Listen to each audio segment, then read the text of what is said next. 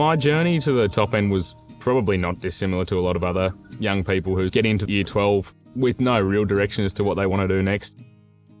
When I came up, I didn't really know what I was getting myself into. But I think once I was up here, that theme of working hard and playing hard definitely shone through. There was always a great sense of fun. Like, we work hard, but there's always reward at the end of the day. There's not many alternatives when it comes to looking for a place to go to socialise and to be with other people.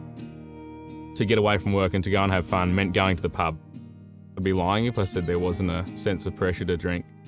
The part I found challenging about that was that when I usually crumbled to the peer pressure, that there was that feeling of acceptance at the other end of it. That probably led me down a path at times. I wouldn't say that I ever had a problem, but it's so socially acceptable that you have a drink at the end of a tough day.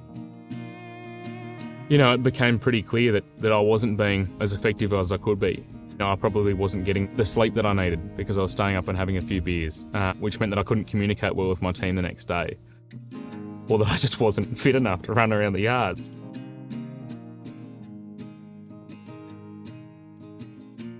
The catalyst moment came from guidance of my managers who I was working for.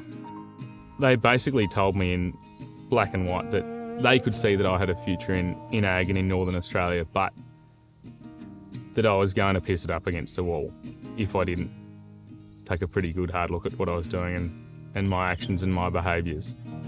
It made it pretty easy for me to look at cutting back in my drinking. In terms of change, it went from looking for that beer at the end of a day's work to now being just as satisfied with a glass of cold water. But that being said, you know, I still love a beer. And so it was interesting then when I was saying no to a beer, I had, you know, friends and people there that were questioning me in my decision making and going, you know, why not just have one beer? A huge error that I made when I moved into a leadership role was that I was putting pressure on our team to have a drink because I thought it meant they'd have fun. So I think when I'd identified that relationship with alcohol was actually affecting more people than myself, it probably hurt me because I felt like I'd failed as a leader. And I think more than that, I'd failed as a friend. It was an industry leader at a conference who actually introduced me to Shanna Wan.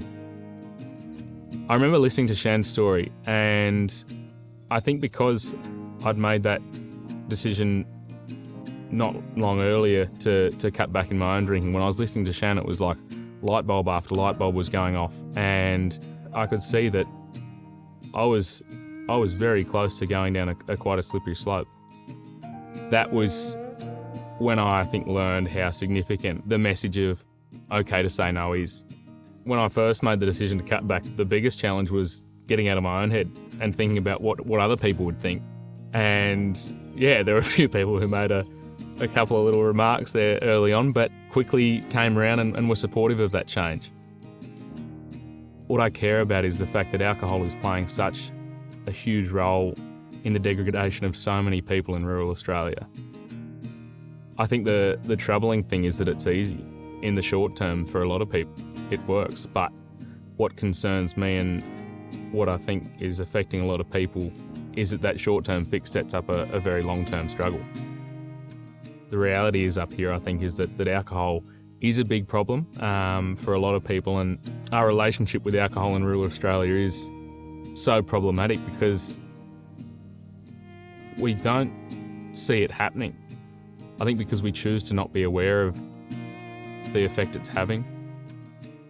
The message isn't to say, you know, don't drink, but it's about supporting those who choose not to drink or choosing to cut back like I did. So I think the fact that it relates to everyone is what really attracted me to it.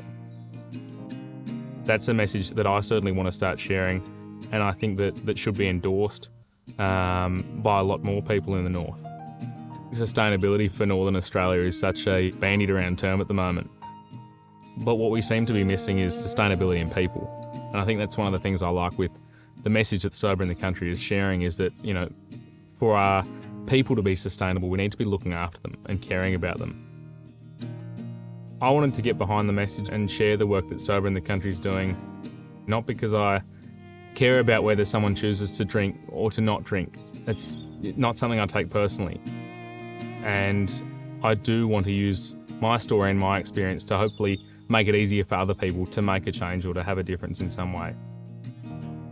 You know, for anyone looking to cut back, I'd say that if you commit to it, you'll find that there is that support there, and that even though your friends might want to have a joke at the start, that they'll always come around and be supportive. We're fast becoming a very professional industry, and a big part of that is having, you know, a lot of professional and a lot of amazing people up here.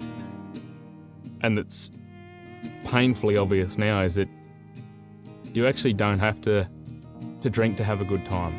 And when I could look back and think about the times that I'd had with friends and with mates and with work colleagues where we'd had an absolute blast, it wasn't because of the beers at all.